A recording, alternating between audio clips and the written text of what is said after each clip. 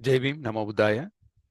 ஞாயிறு தினம் அன்று தொடர்ந்து நடைபெற்று கொண்டிருக்கும் ஞாயிறு தம்ம உரை, புத்தரும் அவர் தம்மமும் பாபா சாஹேப் டாக்டர் அம்பேத்கர் எழுதிய புத்தகத்திலிருந்து தொடர்ந்து ஒரு சில பகுதிகளை நாம் பார்த்து கொண்டு வருகிறோம்.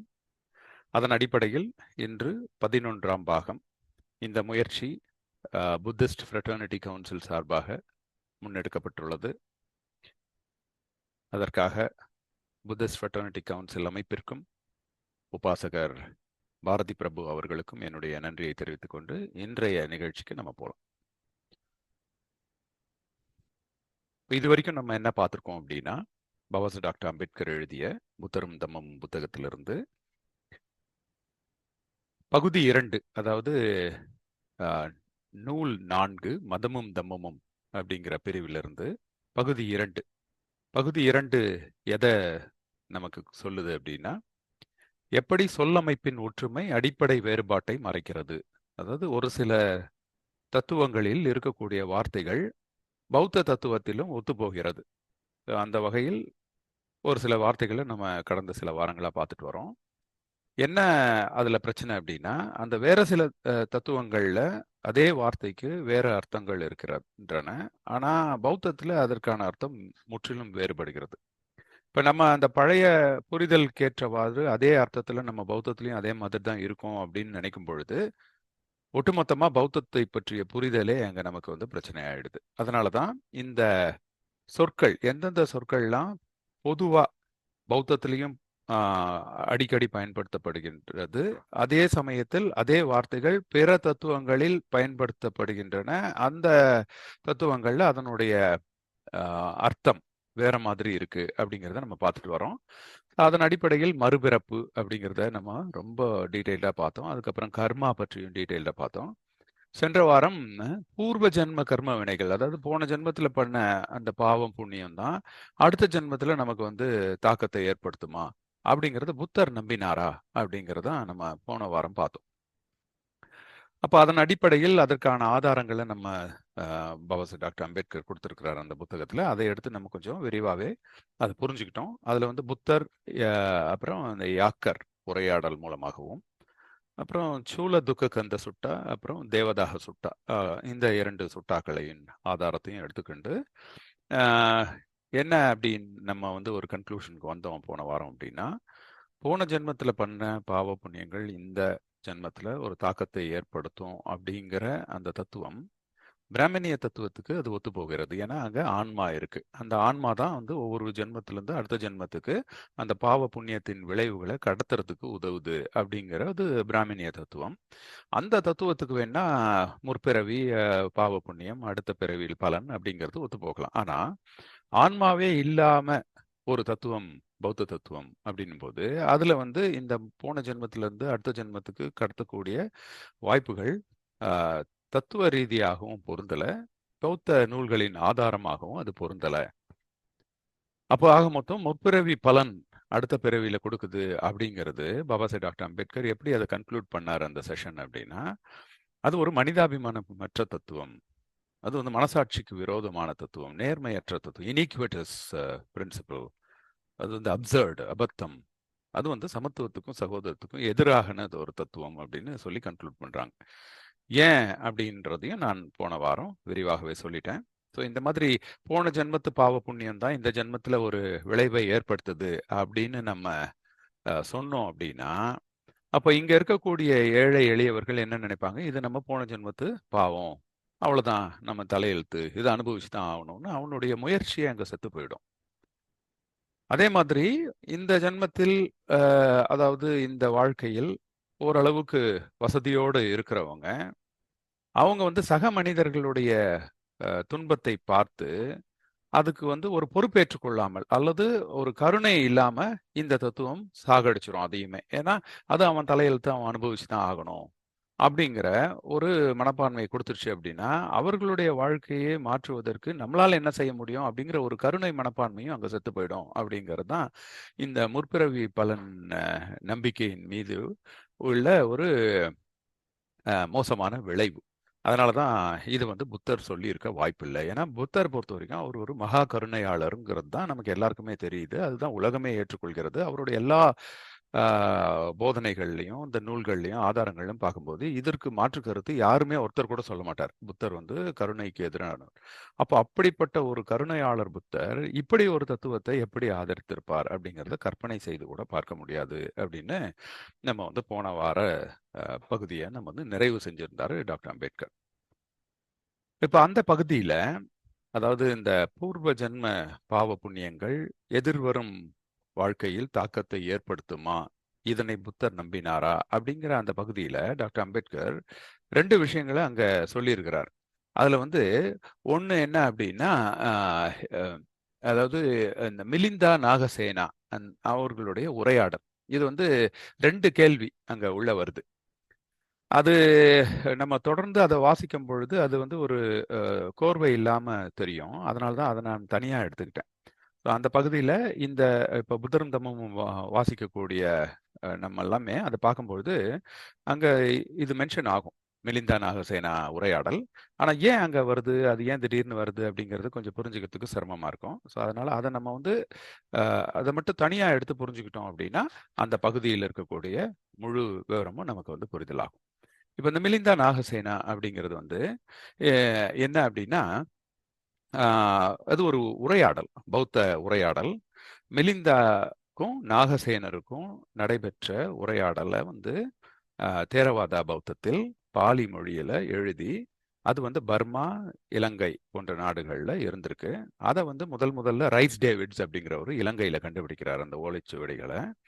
அதிலிருந்து எடுத்து அவர் வந்து ஆங்கிலத்துல மொழிபெயர்ப்பு செய்த பிறகு உலகெங்கிலும் மிக ஒரு பிரசித்தி பெற்ற நூலாக இந்த கொஸ்டின்ஸ் ஆஃப் கிங் மெலிண்டா அப்படிங்கிறது வந்துருச்சு. ஏன்னா இது வந்து அடிப்படையில் பௌத்த தத்துவங்களை சுருக்கமா ஒரு உதாரணங்களோட இந்த செமிலிஸ்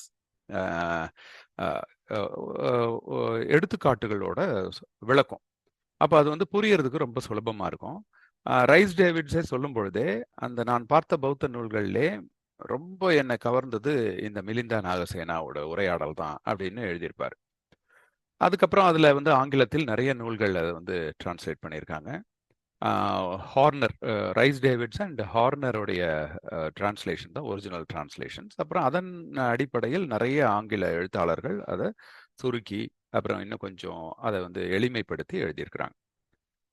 இப்ப இதுல வந்து 2 கேள்வி வந்து இந்த இடத்துல டாக்டர் அம்பேத்கர் இந்த பகுதியில குறிப்பிடுறாரு.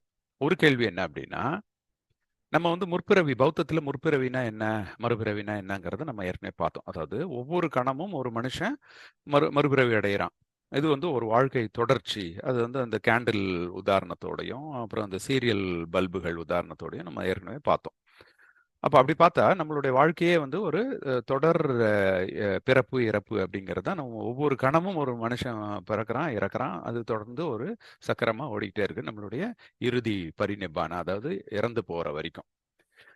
அப்போ அப்படின்னா பௌத்தத்துல ஒவ்வொரு கணமும் மறுபிறவி அப்படின்னு நீங்க சொல்றீங்களே, முற்பிறவி பலன் வந்து அடுத்த பிறவியில அந்த தொடர்ச்சி இருக்காதுன்னு நீங்க சொல்றீங்களே, அப்படின்னா நேத்து ஒருத்தன் ஒரு குற்றம் செஞ்சிடறான். அவன் அடுத்த நாள் வந்து நீங்க பௌத்தத்தின் படி பார்க்கும் பொழுது அவனை வந்து இன்னொரு பிறவி, அவன் வந்து மறுபிறவியா தான் பார்க்குறோம். போன பிறவியில பண்ண பலன் இந்த பலன்ல தாக்கத்தை ஏற்படுத்தாதுன்னு உங்க தத்துவம் சொல்லுது. அப்ப அப்படின்னா முதல் நாள் குற்றம் செய்தவன் அடுத்த நாள் குற்றமற்றவன் அப்படின்னு நம்ம எடுத்துக்க முடியுமா? அவனை தண்டிக்காம விட்டுற முடியுமா?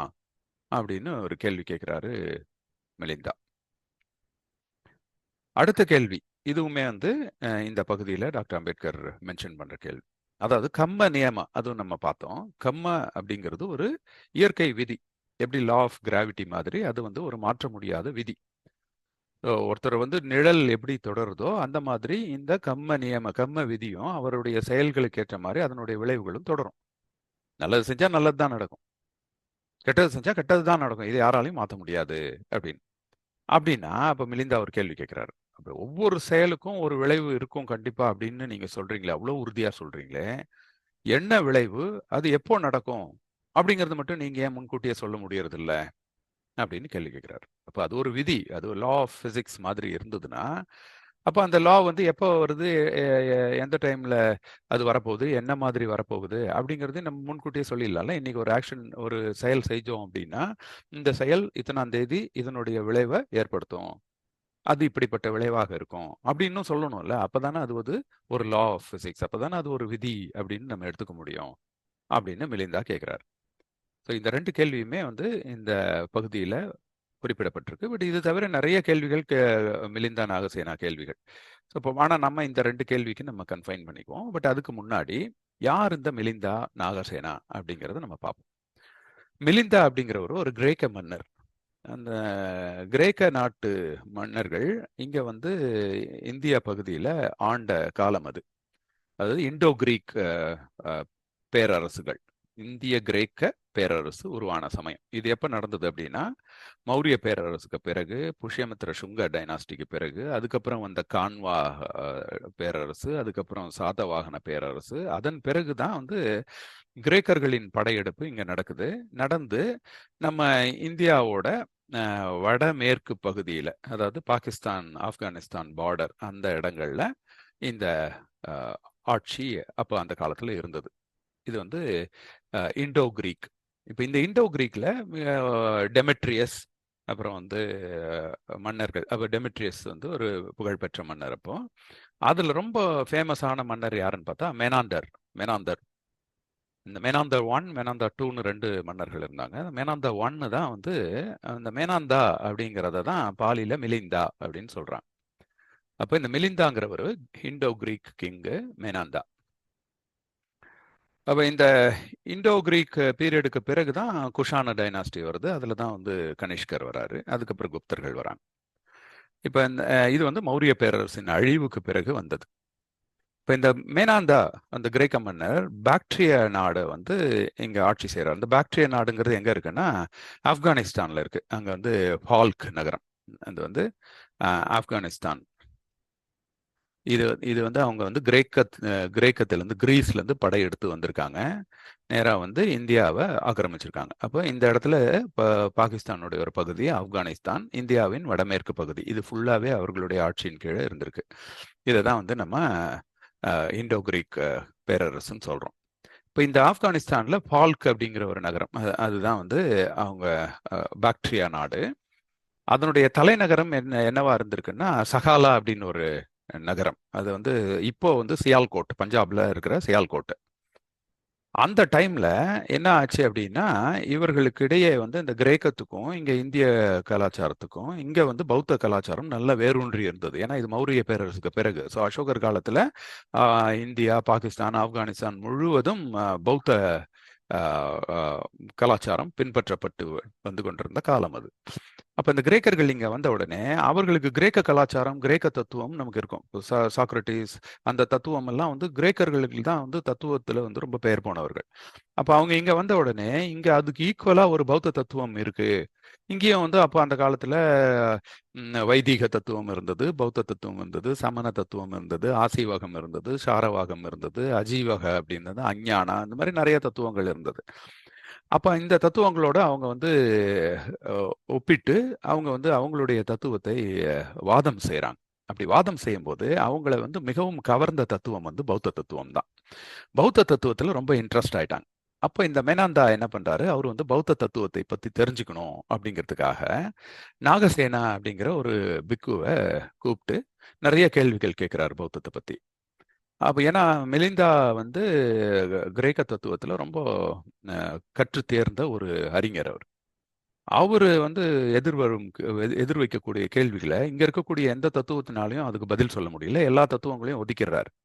பௌத்த தத்துவம் மட்டும்தான் அவர் அவருடைய கேள்விகளுக்கு சரியான பதிலை கொடுத்துக்கிட்டு இருக்கக்கூடிய ஒரு தத்துவமா இருந்து அது மேல ரொம்ப அட்ராக்ட் செய்யப்பட்டார்.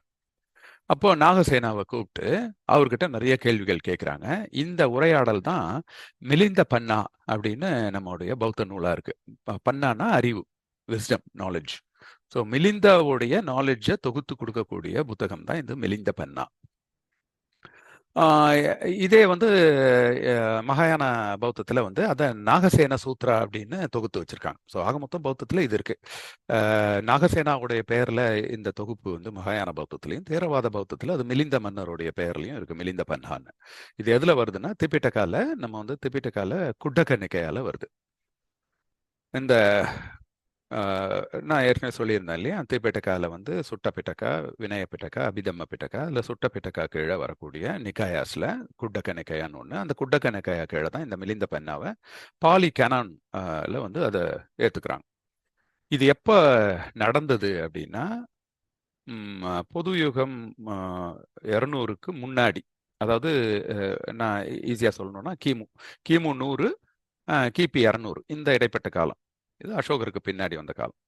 ஸோ அதில் அந்த காலத்தில் நடந்த அந்த உரையாடல் பின்னாடி வந்து பௌத்த பிக்குகள் அதனை நூலாக தொகுத்து அதை வச்சுருந்துருக்காங்க. அந்த நூலை தான் வந்து ரைஸ் டேவிட்ஸுங்கிறவர் பாலியிலேருந்து இங்கிலீஷில் டிரான்ஸ்லேட் பண்ணுறாரு. அது அவருடைய டிரான்ஸ்லேஷன் நடந்தது 1495. இது அதனுடைய பின்னணி. ஸோ இப்போ இந்த கிரேக்க மன்னர்கள் வந்தப்போ இந்த இடத்துல இருக்கக்கூடிய பௌத்த கலாச்சாரத்தால் ஈர்க்கப்பட்டு இண்டோ கிரீக் கல்ச்சர் அப்படின்னு இந்திய கிரேக்க கலாச்சாரம்னு ஒன்று அப்போ அந்த டைமில் புதுசாக உருவாகுது. அப்போ அதில் அவங்க வந்து இந்த கிரேக்கர்கள் தான் அந்த டைமில் தான் புத்தருக்கு சிலை வடித்திருக்க கூடும் அப்படிங்கிறது வரலாற்றுடைய ஒரு கணிப்பு. ஏன்னா அதற்கு முன்னாடி அசோகர் காலத்தில் புத்தருக்கு சிலைகள் கிடையாது. அது எல்லா இடத்துலையும் நமக்கு தெரியும். அப்போ அதன் பிறகு அசோகருடைய பீரியடுக்கு பிறகு வந்தது பொதுவாக எல்லாரும் என்ன நினைக்கிறோம் அப்படின்னா, குஷான டைனாஸ்டியில் கனிஷ்கர் காலத்தில் புத்தருக்கு சிலை முதலாக வடிக்கப்பட்டது அப்படின்னு நினைக்கிறோம். பட் அதுக்கு முன்னாடியே கிரீக், ஸோ கிரீக்கும் அதுக்கப்புறம் குஷானும் கொஞ்சம் க்ளோஸ் பீரியட்ஸ் தான். ஸோ அந்த பீரியடில் தான் இந்த புத்தர் சிலை உருவாகி இருக்கக்கூடும். அதனால தான் அதனுடைய கிரேக்க தாக்கம் அதில் இருக்கு. அதனுடைய சிலை வடிவமைப்பு பார்த்தீங்கன்னா அதனுடைய கிரேக்க தாக்கம் இருக்கு. ஏன்னா புத்தர் இப்படியே தான் இருந்திருப்பார் அப்படின்னு யாராலையும் சொல்ல முடியாது. அப்போ அந்த காலத்துல சிலை வடிப்பவர்களுடைய தாக்கம் தான் இன்னைக்கு நம்ம பார்க்குற புத்தர் சிலை மேல இருக்கு. ஸோ இந்த சிலைகள்லாம் பார்த்தீங்கன்னா அந்த கிரேக்க சிலை வடிப்பின் அமைப்பு ஒத்து இருக்கும். அதனுடைய முடி அமைப்பு, சுருட்டை முடி போடுறது. ஏன்னா அப்போ கண்டிப்பா புத்தர் வந்து ஒரு பிக்குவாக இருக்கும் பொழுது அவர் வந்து அந்த பரிவ்ராஜா மேற்கொள்ளும் பொழுது தன்னுடைய தலைமுடியை அழிச்சுக்கிட்டார் அப்படின்னு தான் நம்ம படிக்கிறோம். அப்போ அங்க இருக்கக்கூடிய எல்லா பிக்குகளும் தலைமுடி இல்லாம தான் இருந்திருக்காங்க.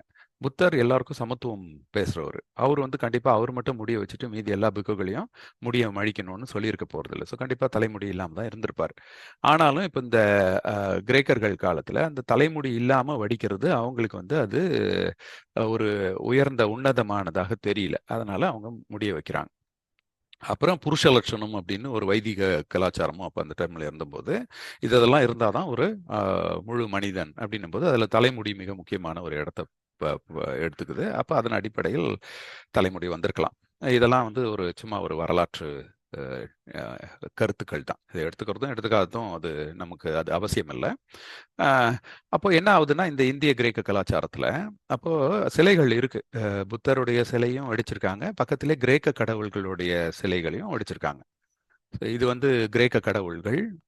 இந்த கிரேக்க கடவுள்கள் சூழ்ந்து நிற்கிற போது நடுவில் வந்து புத்தரையும் நிற்க வச்ச மாதிரி அந்த காலத்து சிலைகள் இருக்கு. அதே மாதிரி இது வந்து ஜியூஸ் அப்படிங்கிறவர் ஒரு கிரேக் கடவுள், கிரீக் காட். ஸோ அவரோட சேர்ந்து புத்தரும் நிற்கிற மாதிரியும் சிலை இருக்கு.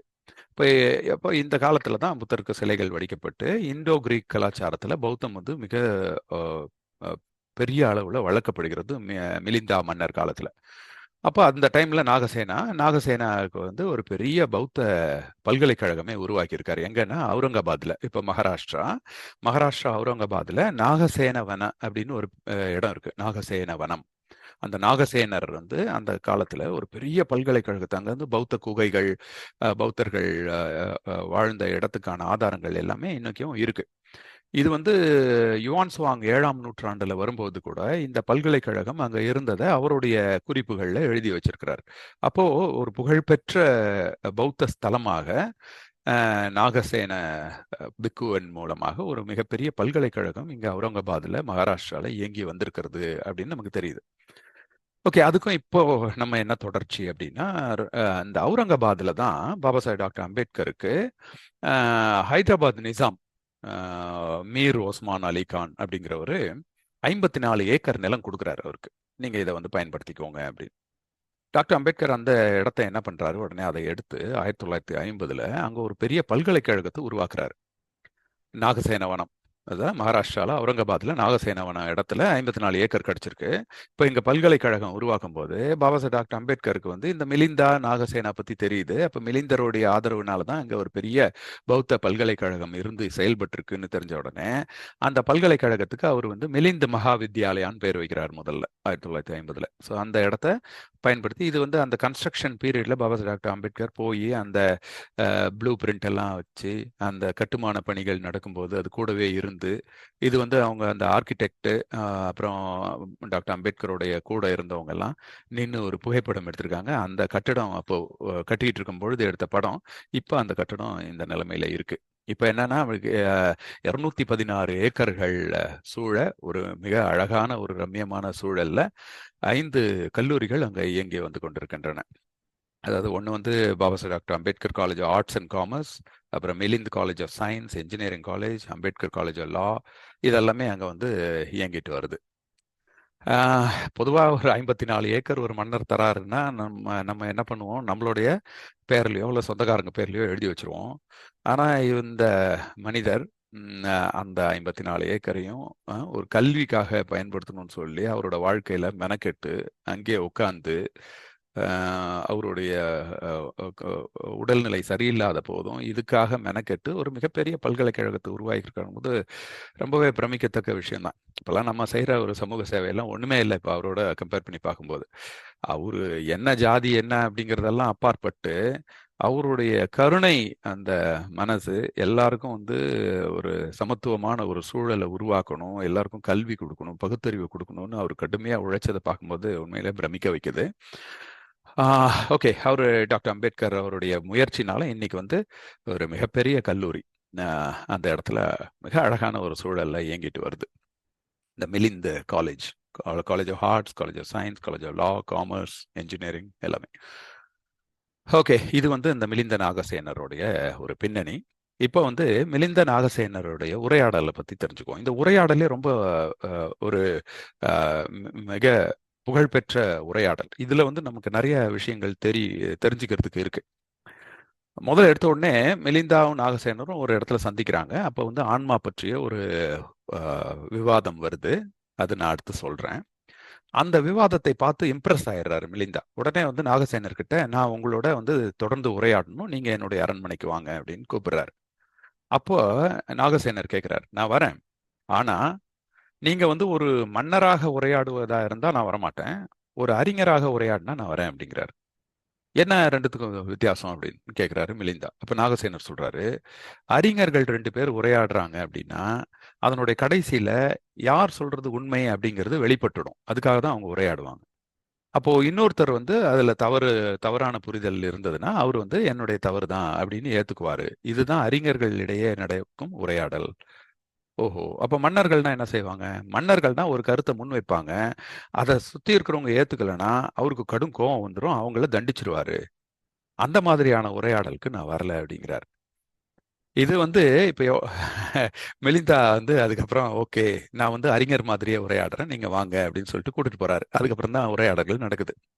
ஆனா இன்னமும் நம்ம இந்த மன்னர்கள் மாதிரியான ஒரு கருத்து திணிப்பு மனநிலையில தான் நம்ம எல்லாருமே இருக்கோம். நம்ம சொல்றத அடுத்தவங்க ஏத்துக்கணும், ஏத்துக்கலைன்னா நமக்கு கோபம் வருது, அவனை தண்டிக்கணும்னு தோணுது. அவன் மேல ஒன்று சத்தம் போடுறோம், இல்லைன்னா அவனை அடிக்கிறோம், இல்லைன்னா அவன் கோவப்பட்டு நம்ம ஏதாவது ஒரு மோசமான விளைவை அவன் மேல உருவாக்கணும்னு நினைக்கிறோம். ஸோ இது வந்து ஒரு வீட்லையா இருந்தாலும் சரி, நண்பர்கள் கிட்ட இருந்தாலும் சரி, ஒரு பெரிய அமைப்புகளா இருந்தாலும் சரி, இதே நிலைமை தான் இருக்கு. ஸோ இந்த இடத்த நம்ம புரிஞ்சுக்கணும். 2 அறிஞர்களுக்கான உரையாடல் தான் நடக்கணுமே வழி, அப்பதான் ஒரு தத்துவம் அதனுடைய உண்மைத்தன்மையோட வெளியே வந்து அடுத்தவங்களுக்கு பலன் அளிக்கும். ஸோ இந்த பின்னணியில நாகசேனர் மிலிந்தா உரையாடலை நம்ம உள்ள நுழைவோம். ஃபர்ஸ்ட் எடுத்த உடனே இதான் ஃபர்ஸ்ட் மீட்டே மிலிந்தாக்கும் நாகசேனருக்கும். அப்போ வந்து உங்க பேர் என்ன அப்படின்னு கேட்கிறாரு மிலிந்தா. அப்போ நாகசேனர் சொல்றாரு, என்னுடைய பெயர் நாகசேனா, ஆனா அதுதான் நான் கிடையாது, அது எனக்கு வைக்கப்பட்ட பெயர், என்னோட பெற்றோர்கள் வைத்த பெயர் நாகசேனான்னு. அதனால எல்லாரும் அதை நாகசேனான்னு என்ன அழைக்கிறாங்க. ஆனா நாகசேனாங்கிறது வந்து நான், என்னுடைய பெயர், அது என்னுடைய, நான் தான் அந்த நாகசேனா அப்படின்னு சொல்றதுக்கு இல்லை. நாகசேனா தனி, அது நான் தனி அப்படிங்கிறார். அப்ப இதுல வந்து அப்ப அந்த காலத்துல ஆன்மா பற்றிய உரையாடல் தான் இங்க பெரிய கருத்தே வந்து ஆன்மா கருத்து தான். ஏன்னா இங்க பிராமணிய கோட்பாட்டுல வந்து ஆன்மா மையப்படுத்தப்பட்டிருக்கு. அதை தொடர்ந்து இருக்கக்கூடிய பிற எல்லா தத்துவங்களுமே ஆன்மாவை மையப்படுத்தி தான் இருக்கும். ஒண்ணு ஆன்மா இல்லைன்னும், ஒண்ணு ஆன்மா அழியும்னும், இல்ல ஆன்மா வந்து பரபிரம்மம், ஒரே ஆன்மா தான், எல்லாருடைய ஆன்மாவும் கடைசியில போய் பிரம்மத்தோட சேரும் அப்படின்னு சொல்லணும். இந்த மாதிரி தான் தத்துவங்களுக்கிடையே வித்தியாசம் வருமே ஒழிய ஆன்மாவே இல்லை அப்படின்னு சொல்றது வந்து பௌத்தம் தான். அப்ப அதனால அவர் வந்து பௌத்தத்துல இருந்து ஆன்மா இல்லை தத்துவத்துக்காக தான் அங்க வந்து விவாதம் செய்யவே வராரு முதல் சந்திப்புல. அப்ப எடுத்த எடுப்புல இவரும் சொல்லிடுறாரு, ஆன்மாங்கிறதெல்லாம் ஒண்ணும் கிடையாது, நான் ஒண்ணுமே இங்க வந்து கிடையாது அப்படி. அப்ப உடனே அவரு மிலிந்தா வந்து சிரிக்கிறார். நான் ஒண்ணுமே இல்லை, நீங்க நாகசேனர் இல்ல, நாகசேனங்கிறது ஏதோ ஒரு பெயர் உங்க மேல அட்டாச் ஆயிருக்கு, அங்க நீங்க வந்து ஒரு தனிப்பட்ட மனிதரே இல்லைன்றீங்களே. அப்ப இந்த Dress நீங்க போட்டிருக்கிறது யாரு, உங்களுடைய உடையை போட்டிருக்கிற ஆள் யாரு, அது நீங்க சாப்பிடுற சாப்பாட்டை சாப்பிடுற ஆள் யாரு, யார் உங்களுக்கு தேவையானதெல்லாம் கொடுக்குறாங்க, அது யார் வாங்குறாங்க. அப்ப ஒவ்வொருத்தருக்கும் ஒரு ஒரு மனிதன் இல்லாம எப்படி இது வந்து நடக்கும்? நீங்க ஆன்மாவே இல்லைங்கிற ஒரு தத்துவத்தை போய் சொல்லிட்டு இருக்கீங்களே, ஒரு தனி மனிதன்னு யாருமே இங்க கிடையாது, அனாத்தா அப்படிங்கிற கான்செப்டை சொல்றீங்களே, இதை நான் வந்து ஏற்றுக்க முடியாது அப்படின்னு கேட்கிறார்.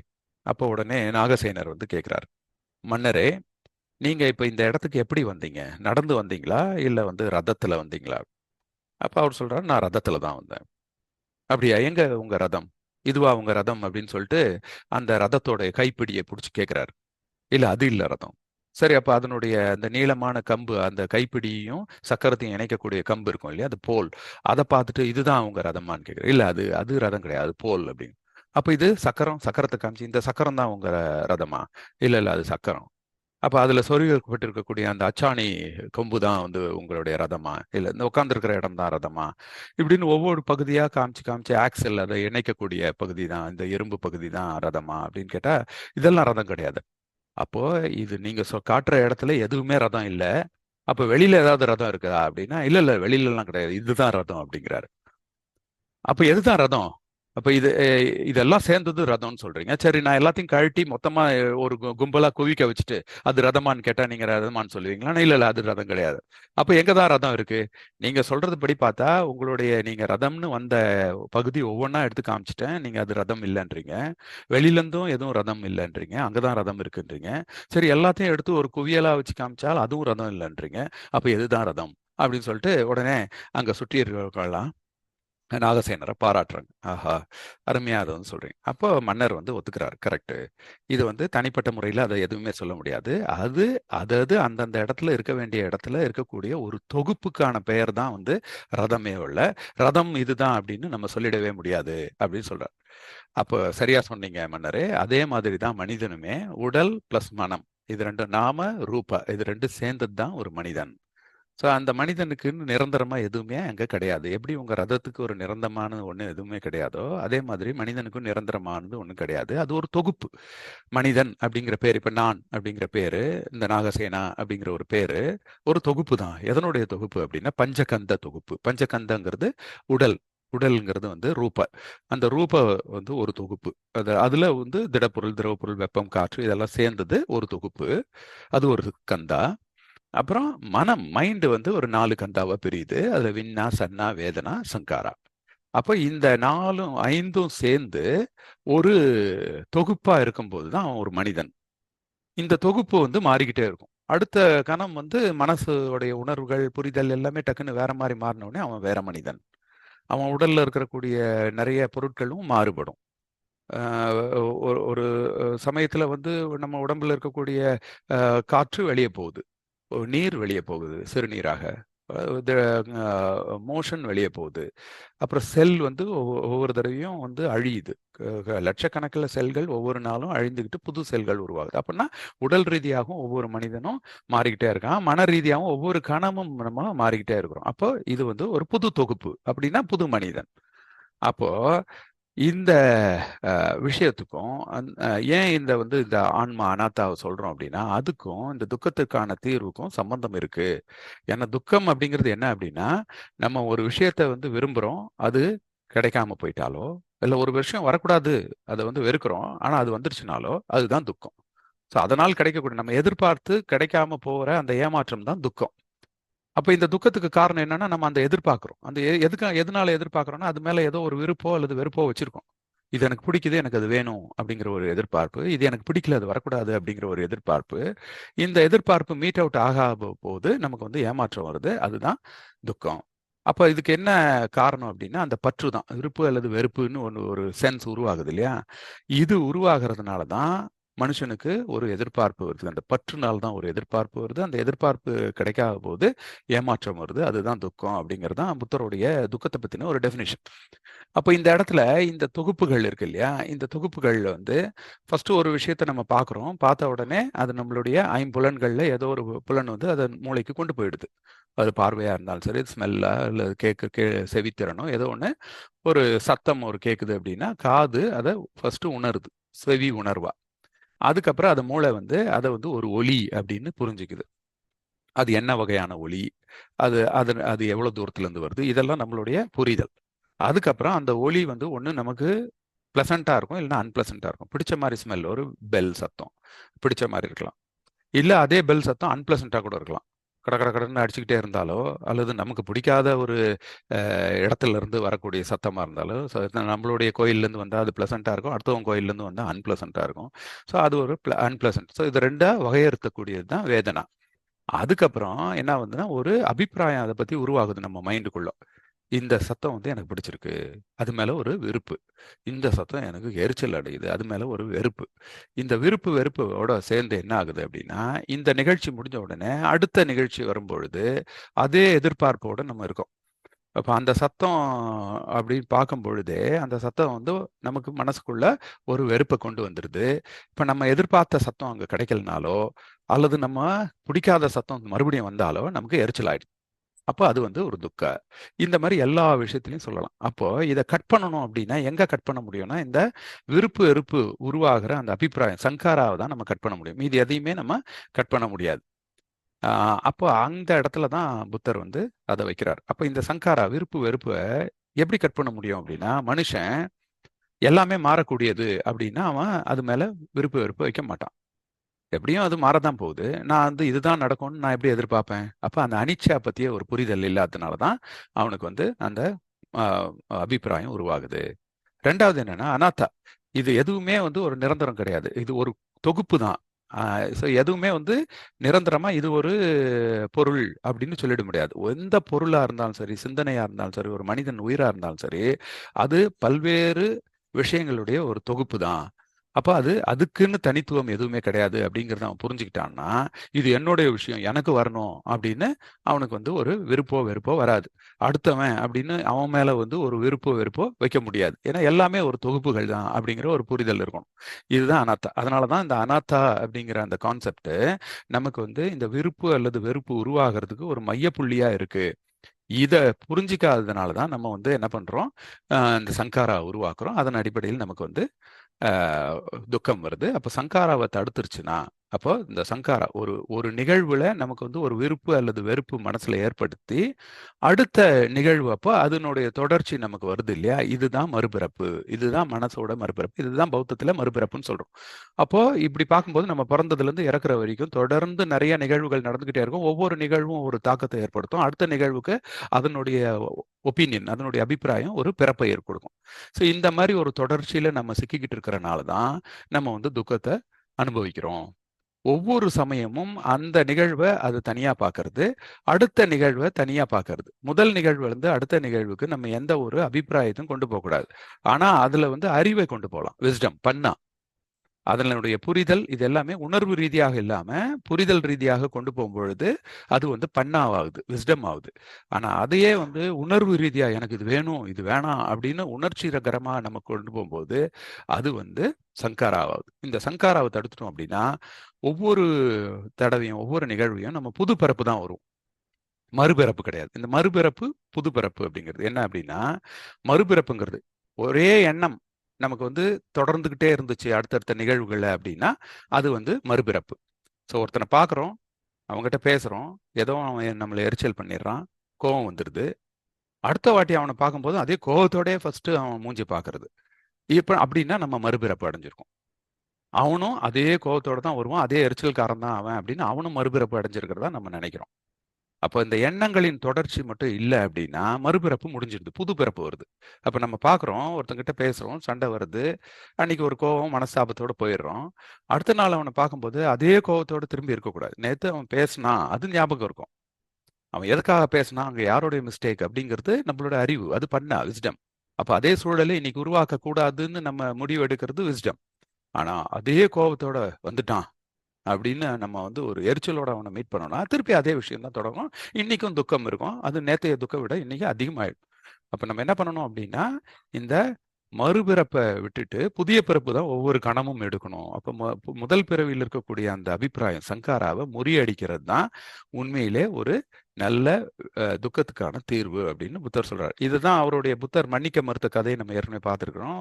அவர் வந்து எச்சில் துப்பிட்டு போன அந்த பிராமணர் அடுத்த நாள் திரும்பி வந்து மன்னிப்பு கேட்க வரும்பொழுது புத்தர் மன்னிக்க முடியாதுன்னு ஏன் சொல்றாருன்னா, முதல் நாள் வந்த மனிதன் வேற, இன்னைக்கு இருக்கிற மனிதன் வேற. ஏன்னா முதல் நாள் வந்து அவன் கோபத்தோட வந்தான், அவனுடைய மனநிலை என்ன, அந்த தொகுப்புகள் வேற மாதிரி இருந்தது.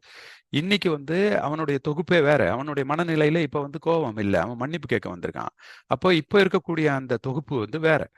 அப்ப இந்த ரதம் அடிப்படை பார்த்தோன்னா, அந்த முதல் நாள் இருந்த ரதம் அது வேற வேற பொருட்கள்னால ஏற்பட்ட தொகுப்பு, அதனால அதுக்கு அந்த ரதம்னு பேர் வச்சோம். இன்னைக்கு வந்திருக்கிற ரதம் இந்த மனிதன் வேற வேற தொகுப்புகள், அவனுடைய எண்ணமே டோட்டலா மாறி போயிருக்கு. அப்போ அந்த பஞ்சகந்தாவே வேற மாதிரி இருக்கும்போது இவன் வேற மனிதன், இவன் ஒரு புது பிறவின்னு பாக்குறாரு. இவருமே வந்து முதல் நாள் இருந்த புத்தர் வேற, இன்னைக்கு இருக்கிற புத்தர் வேறன்னு நினைக்கிறார். அதனாலதான் இப்ப சந்திச்சிட்டு இருக்கிற நபர்கள் வெவ்வேற. அப்ப நான் வந்து உன்னை மன்னிக்க வேண்டிய அவசியம் இல்லை அப்படின்னு இந்த கதையில சொல்றாங்க. இப்ப இதுல வந்து நம்ம அந்த அனாத்தா கான்செப்டை நம்ம புரிஞ்சுக்கிறோம். இது வந்து நம்மளுடைய அன்றாட வாழ்க்கைக்கு நம்ம இதை பயன்படுத்தணும் அப்படின்னா, நம்ம யார் மேலேயும் ஒரு இவன் இப்படிதான், இந்த ஆளுங்களே இப்படிதான், இந்த கம்யூனிட்டியே இப்படிதான் அப்படிங்கிற அந்த விஷயங்கள்லாம் வராது. ஒவ்வொரு தடவையும் அவனுடைய தகுதி, அன்றைய சூழல், நம்ம நடந்துக்கிற விதம், அவன் நடந்துக்கிற விதத்துக்கு ஏற்ற மாதிரி தான் ஒவ்வொரு நிகழ்ச்சியுமே நடக்கும் அப்படிங்கிறத நம்ம புரிஞ்சுக்கிட்டோம் அப்படின்னா நிறைய பிரச்சனைகள் இருக்காது அப்படின்னு. அப்ப இதன் அடிப்படையில் தான் நாகசேனர் கேள்வி வைக்கிறாரு. அப்படின்னா நீங்க சொல்ற மாதிரியே வருவோம். ஒவ்வொரு கணமும் ஒரு மனுஷன் புது பிறவி எடுக்கிறான்னா, இப்ப நேத்து ஒருத்தன் ஒரு கொலை பண்ணிட்டான், இன்னைக்கே அவன் வரான், அவனை கூட்டிட்டு வந்திருக்காங்க எனக்கு தண்டனை கொடுக்கறதுக்கு. அவன் நேத்து பண்ண மனுஷன் வேற, இன்னைக்கு இருக்கிற மனுஷன் வேற அப்படின்னு சொல்லிட்டு நான் அவனை குற்றமற்றவன் அப்படின்னு சொல்லிட முடியுமா? நான் அவனுக்கு தண்டனை கொடுக்காம விட்டுற முடியுமா உங்க தத்துவப்படி பார்த்தா அப்படின்னு கேட்கிறாரு. அப்ப இதுக்கு நாகசேனா ஒரு பதில் சொல்றாரு. ஆமா, அவன் குற்றமற்றவன் நீங்க நினைக்கலாம், ஆனா அவன் மறுபிறப்பு அடையலைன்னா நீங்க அப்படி சொல்லலாம். ஆனா அவன் மறுபிறப்பு அடைஞ்சிருந்தா நீங்க அப்படி சொல்லிட முடியாது, அவனுக்கு தண்டனை இல்லைன்னு சொல்ல முடியாது. இது கொஞ்சம் குழப்பம். உடனே அதுக்கு வந்து ஒரு உதாரணத்தோட சொல்லுங்க அப்படிங்கிறாரு. அப்போ ஒரு உதாரணம் கொடுக்குறாரு. என்ன உதாரணம் கொடுக்குறாருன்னா, ஒரு திருடன் இன்னொருத்தனுடைய மாம்பழத்தை திருடிட்டான்னு உங்ககிட்ட கூட்டிட்டு வராங்க. நீங்க அவனுக்கு தண்டனை கொடுப்பீங்களா, கொடுக்க மாட்டீங்க? ஆமா, அவனுக்கு சவுக்கடி கொடுப்பேன், திராஷம் அப்படின்னாரு. ஆனா அவன் சொல்றான், அவன் வச்சிருந்த மாம்பழம், அவனுடைய மாம்பழத்தை நான் சாப்பிடல. ஏன்னா அவன் வச்சிருந்த மாம்பழத்தை அவன் சாப்பிட்டுட்டு அதுல கொட்டை போட்டு அந்த கொட்டை வளர்ந்து இப்ப மரத்துல உருவான மாம்பழத்தை தான் சாப்பிட்டேன். அந்த மரத்துல இருக்கிற மாம்பழத்தை தானே நான் திருடினேன். நான் அவன் வந்து ஒரிஜினலா வச்சு அவன் சாப்பிட்றதுக்கு வச்சிருந்த மாம்பழத்தை நான் திருடலையே அப்படின்னு திருடன் வாதாடுறான். இப்ப நீங்க வந்து திருடன் சொல்றதை ஏத்துக்குவீங்களான்னா, அதை எப்படி ஏத்துக்க முடியும்? அந்த அவன் சாப்பிட்டு கொட்டையை போட்டு அந்த கொட்டையினால் விளைந்த மரம் அது கொடுத்த பழம்னா அப்ப அது அவனுடையதுதான். அந்த பழத்தை இவன் எடுத்து சாப்பிட்டுருக்கான், அதனால அது வந்து அவனுடையது இல்லைன்னு சொல்ல முடியாது. அதே மாதிரிதான் ஒருத்தனுடைய செயல்னால விளைந்த விளைவுகளுக்கு அவன் தான் பொறுப்பு, அவன் தான் அதனுடைய உரிமையாளர். அப்ப அப்படி பார்க்கும் பொழுது நேத்து கொலை செய்தவன் இன்னைக்கு வந்து நிக்கிறான் அப்படின்னா அவனுடைய மறுபிறப்பா இன்னைக்கு வந்து நிற்கிறான். அந்த விதை வந்து எப்படி, விதை வந்து அடுத்த நாள் ஒரு மாமரம் கொடுத்துருக்கு, அடுத்த சில ஆண்டுகள்ல ஒரு மாமரத்தா உருவாக்கி இருக்குன்னா அந்த விதையோட விளைவு அது. அப்ப அந்த விதை போட்டவனுக்கு தான் அந்த உரிமை இருக்கு. அதே மாதிரி இவனும் வந்து நேற்று ஒரு கொலை செய்து இன்னைக்கு வந்து மறுபிறப்பு அடைந்து அவன் நின்னாலுமே அதனுடைய தொடர்ச்சி அதே எண்ணங்கள் தான் அவன் மனசுல இருக்கு, அதனால தான் அந்த மறுபிறப்புன்னு சொல்றோம். அந்த எண்ணங்கள் இல்லைன்னா அவன் புது பிறப்பு. அப்ப மறுபிறப்பு அடையிறதுனால அவன் வந்து அதுக்கு குற்றவாளி தான். இப்ப இதை இன்னும் கொஞ்சம் டீட்டெயிலா சொல்றேன். இப்ப அந்த மாம்பழத்தையும் இந்த குற்றத்தையும் அப்படியே நம்ம எப்படி நாகசேனர் விளக்கியிருக்காரு அப்படின்னா, மாம்பழம் வச்சிருக்கிறான், அதை சாப்பிட்டுட்டான், கொட்டையை போட்டுட்டான், இப்ப மாமரம் வந்துருச்சு. இந்த மாமரம் திருப்பி மாம்பழத்தை கொடுத்துருச்சு. இப்ப அது அவனுடைய இடத்துல அவன் வச்சு பராமரிச்சிருக்கான். ஸோ அது அவனுடைய மாமரம், அவனுடைய மாம்பழம். அப்ப இப்ப நீங்க பார்க்கும்போது அந்த இப்ப இது யாருக்கு அந்த மாம்பழம் உரிமையாளது ஆகுது? இந்த கடைசியா வந்த மாம்பழம், மாமரத்துல இருந்து கிடைக்கக்கூடிய பழம் யாருக்கு உரிமைனா, இந்த முதல்ல அதை சாப்பிட்டு கொட்டை போட்டு அந்த மரத்தை பாதுகாத்து வளர்த்தவன் இவனுக்கு தான். அவன் தான் அதனுடைய உரிமையாளர். அதே மாதிரி தான் ஒரு குற்றம் செஞ்சிடறான். அந்த குற்றம் செஞ்சவன் அதே எண்ணங்களோட மறுபிறப்பு அடையிறான். அப்ப அந்த மறுபிறப்பு அடையும் போது இன்னைக்கு வந்து அங்க நிற்கும் போது அவன் குற்றவாளி தான். அதனால அவன் தண்டிக்கக்கூடியவன் தான், அவன் மறுபிறப்பு அடைஞ்சிருந்தா. இதைத்தான் வந்து நாகசேனர் வந்து அப்படி சொல்றாரு. ஆமா, அதாவது நீங்க வந்து அவன் குற்றமற்றவன்னு நீங்க நினைக்கலாமா அப்படின்னு கேட்டீங்கன்னா, அவன் மறுபிறப்பு அடையல அப்படின்னா நீங்க குற்றம் இல்லைன்னு சொல்லலாம். ஆனா அவன் மறுபிறப்பு அதாவது அவனுடைய எண்ணங்கள் அதே எண்ணங்களா இன்னைக்கும் இருந்தான்னா அவன் மறுபிறப்பு தான் அடைஞ்சிருக்கிறான், புதிய பிறப்பு அடையல அப்படிங்கிறத நீங்க புரிஞ்சுக்கணும் அப்படின்னு சொல்றாரு. அப்ப மறுபிறப்பா புதிய பிறப்பா அப்படிங்கிறத டிஃபரன்ஷியேட் பண்றது தான் இங்க பிரச்சனையே. அப்ப இதை எப்படி நம்ம பிரச்சனை பண்ண முடியும், இதை டிஃபரன்ஷியேட் பண்ண முடியும்? இப்ப இது வந்து ரொம்ப சிரமம் இல்லையா? ஆனா புத்தர் வந்து அதை மறுபிறப்பா அல்லது புதிய பிறப்பாங்கிறத டிஃபரன்ஷியேட் பண்றாரு. அதுதான் விஸ்டம், நாலேஜ் பண்ணா. அப்ப அதனாலதான் அவர் வந்து இவன் வந்து இன்னைக்கு வரும்பொழுது அவன் டோட்டலா மனசு மாறி வரான். அப்ப இவன் ஒரு புதிய மனிதன். இவன் அதே கோவத்தோட வந்து அவன் மறுபிறப்பு அடைஞ்சு இன்னைக்கு வந்திருக்கான்னு அர்த்தம். இப்ப அதனாலதான் அவர் என்ன செய்யறாரு, அங்குலிமாலா 999 பேரை கொன்றிருக்கிறான். கொன்று அவர்களுடைய விரலை எடுத்து மாலையா போட்டிருக்கிறான் அங்குலிமாலா. அவனை போய் அவர் பார்த்துட்டு அவருடைய தம்மத்தை எடுத்து சொன்ன உடனே அவன் அதை புரிஞ்சுக்கிறான். புரிஞ்சுக்கிட்ட உடனே அவன் வந்து சரண்டர் ஆகி என்னையும் பிக்குவா ஏத்துக்கோங்க அப்படின்னு அவன் சரண்டர் ஆகும்போது அப்ப அவனுடைய மன மாற்றத்தை இவர் பார்க்கிறாரு. அப்ப நம்ம என்ன 999 பேரை கொண்டிருக்கிறது வந்து பெரிய கிரைம். அப்ப அவனை வந்து தூக்குல போடணும், அவனை சாவடிக்கணும். ஆனா அவனுடைய மனசை அவரு மாத்தின உடனே இவன் புது பிறவி, இப்ப அது வந்து அவன் மறுபிறவி இல்லை, இப்ப புதிய பிறவியா இருக்கிறான் அப்படின்னு அவர் புரிஞ்சுக்கிட்டனால அவரை பிக்குவா மாத்துறாரு. அப்ப அங்குலிமாலா பிக்குவா மாறினது பிறகு என்ன ஸ்பெஷாலிட்டி எடுக்கிறார் தெரியுங்களா? மகப்பேறு மருத்துவத்துல அவர் வந்து நிபுணரா மாறுறாரு. நிறைய கர்ப்பிணி பெண்களுக்கு குழந்தை பிறப்புக்கு உதவக்கூடிய அந்த செயல்ல வந்து அவரை ட்ரெயின் பண்ணி விடுறாரு புத்தர். அப்ப அதன் பிறகு கர்ப்பிணி பெண்களுக்கு போய் தம்மத்தை போதிக்கிறதும் அப்புறம் அவங்களுக்கு குழந்தை பிறக்கிறதுக்கும் அவர் வந்து தொடர்ந்து பணியாற்றுறாரு. அது வந்து அங்குலிமாலா சுட்டால நமக்கு தெரியுது. அப்ப ஒரு அத்தனை பேரை கொன்றிருந்தாலும் அவன் வந்து புதிய பிறவியாக அந்த மனசு மாறின உடனே அவனை ஒரு நியூவா பாக்குறோம். அப்ப நியூவா பார்த்ததுனால தான் அவனை வந்து பிக்குவா மாத்த முடிஞ்சது.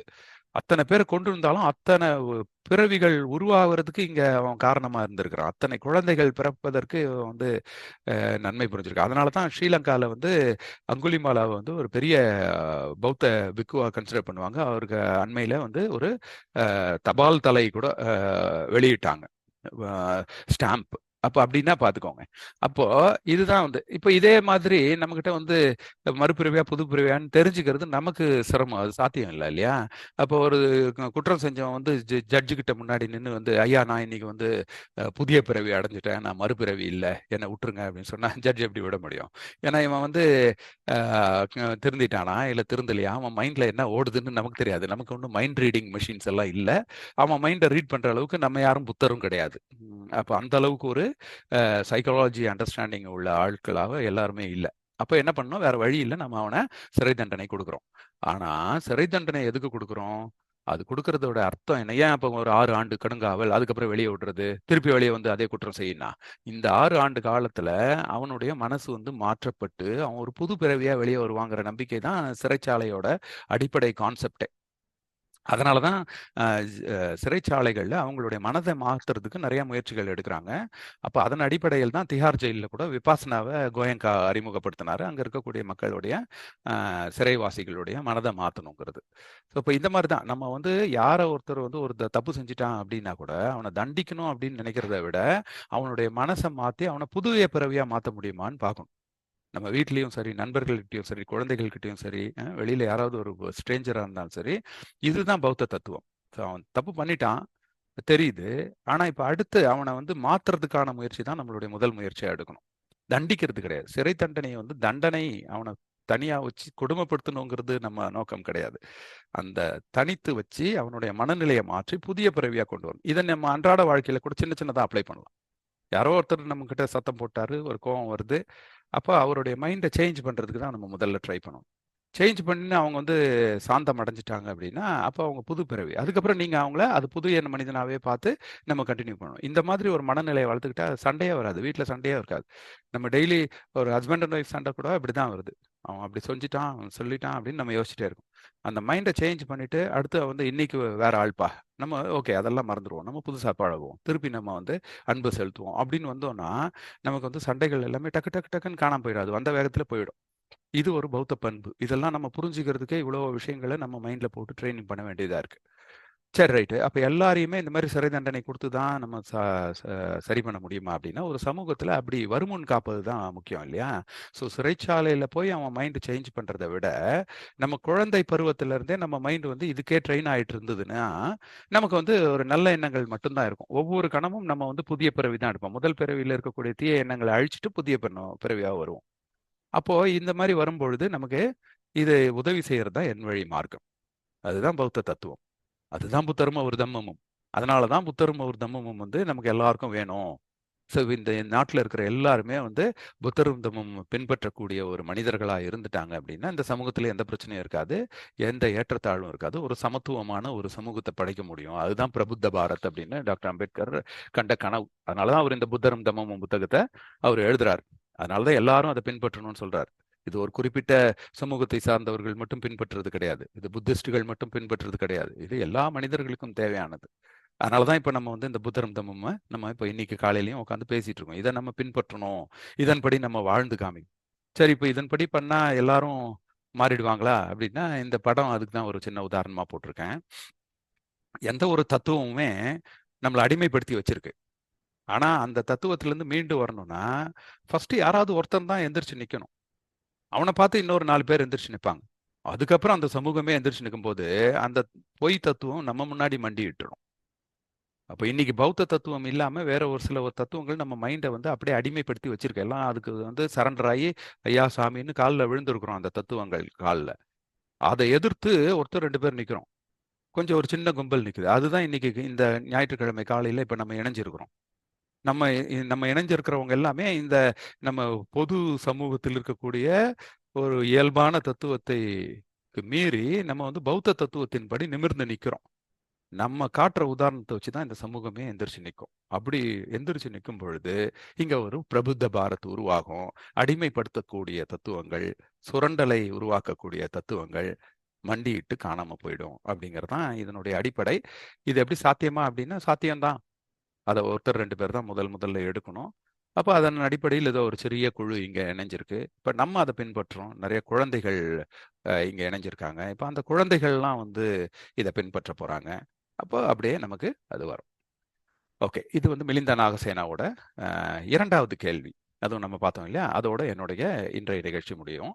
இப்ப 2வது கேள்வி என்ன கேட்கிறாருன்னா, கம்ப நியம அப்படிங்கிறது ஒரு மாற்ற முடியாத விதி. அது நிழல் மாதிரி தொடரும் அப்படின்னு சொல்றீங்க.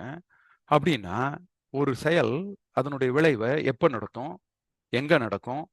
அப்படின்னு ஏன் உங்களால சொல்ல முடியல? அப்படின்னு ஒரு கேள்வி கேட்டார் இல்லையா மிலிந்தா? இப்ப நாகசேனா அதுக்கும் ஒரு உதாரணம் குடுக்குறாரு. மன்னரே, ஒரு விதைய விதைச்சீங்கன்னா வந்து மரம் உருவாகும். இப்போ ஒரு மாங்கொட்டைய விதைச்சோம் அப்படின்னா மாமரம் உருவாகும். இது வந்து இயற்கை விதி. அந்த மாமரம் மாம்பழம் தரும். இது வந்து ஒரு மாற்ற முடியாத விதி தான். இத ஒத்துக்கிறீங்களா? ஆமா. ஒரு மாங்கொட்டைய போட்டா அது மாமரம் வரும். அந்த மாமரத்திலிருந்து பழம் வரும். கரெக்ட். இது ஒரு விதி. அப்படின்னா, எந்த இடத்துல அந்த பழம் உருவாகும்? எந்த கிளையில பழம் உருவாகும்? அது எப்போ உருவாகும்? அப்படின்னு நம்ம சொல்ல முடியுமா? அது எப்படி சொல்ல முடியும்? அது சொல்ல முடியாது இல்லையா? ஏதோ ஒரு இடத்துல வரும். ஆனா கண்டிப்பா வரும். அதே மாதிரி தான். ஒரு நல்ல செயல் செஞ்சீங்கன்னா, அது நல்ல விளைவை ஏற்படுத்தும். ஏதோ ஒரு இடத்துல ஏற்படுத்தும். ஏதோ ஒரு சமயத்துல ஏற்படுத்தும். ஏதோ ஒரு வகையில ஏற்படுத்தும். ஆனா கண்டிப்பா ஏற்படுத்தும். தீய செஞ்சீங்கன்னா, அதே மாரி தீய விளைவு அது ஏற்படுத்தும். ஏதோ ஒரு இடத்துல ஏற்படுத்தும். அது எப்பயோ ஒரு இடத்துல, ஏதோ ஒரு வகையில அது கண்டிப்பா ஒரு தீய விளைவ தான் உங்களுக்கு ஏற்படுத்தும். இதுதான் அந்த கம்ப நியம அப்படின்னு சொல்றார். இப்போ கரெக்ட் நல்லா புரிஞ்சிருச்சு. எக்ஸலன்ட் நாகசேனா அப்படின்னு சொல்லி மிலிந்தா அவர பாராட்டுறாரு. ஸோ இத்துடன் இந்த நிகழ்ச்சியை நம்ம நிறைவு செஞ்சுக்கலாம். அடுத்த வாரம் நம்ம என்ன பார்க்க போறோம் அப்படின்னா, அஹிம்சை. இது வந்து இந்த அஹிம்சை கொல்லாமை இருக்கு இல்லையா? இந்த கொல்லாமை வந்து ரொம்ப கன்ஃபியூசிங் வேர்டு. ஏன்னா நிறைய சமயங்கள்ல பௌத்தத்துல வந்து கொல்லாமை சொல்லுது. ஆனா அதே சமயத்துல நிறைய பௌத்த பிக்குகள் வந்து நான்வெஜ் சாப்பிடுறாங்க. நிறைய புத்திஸ்ட் கண்ட்ரீஸ்ல வந்து அசைவம் சாப்பிடுறாங்க. அப்ப அசைவம் சாப்பிடுறது பௌத்த கருத்துக்கு எதிரானதா? அப்ப வந்து வெஜிடேரியன் தான் வந்து சரியான தத்துவமா? அப்படின்னு நிறைய ஒரு கன்ஃபியூஷன். ஏன்னா அகிம்சையை போதிக்கக்கூடிய பௌத்தத்துல எப்படி வந்து அசைவம் சாப்பிடுறாங்க? அது எப்படி வந்து பௌத்த போதனைகள்ல வரும்? அப்படிங்கிறது ஒரு பெரிய கன்ஃபியூஷன் வரும் இல்லையா? ஸோ அப்ப அதுதான் நம்ம வந்து அடுத்த வாரம் பார்க்க போறோம். பௌத்தத்தில் அகிம்சையின் அர்த்தம் என்ன? அப்படிங்கிறத. ஸோ இத்துடன் இந்த நிகழ்ச்சியை நான் நிறைவு செய்கிறேன். ஸோ நம்ம இந்த நூல் 4 மதமும் தம்மமும் பகுதியில அது 2வது பகுதி. அதாவது சொல்லமைப்பின் ஒற்றுமை எப்படி அடிப்படை வேறுபாட்டுகளை மறைக்கிறது அப்படிங்கிறது கீழே மறுபிறப்பு, கர்மா, அப்புறம் பூர்வ ஜென்ம பாவ புண்ணியம், அதை நம்ம நிறைவு செஞ்சுட்டோம். அடுத்து அகிம்சைக்கு போக போறோம். ஸோ காணொளியில் இணைந்திருந்த அனைவருக்கும் என்னுடைய நன்றியை தெரிவிச்சுக்கலாம்.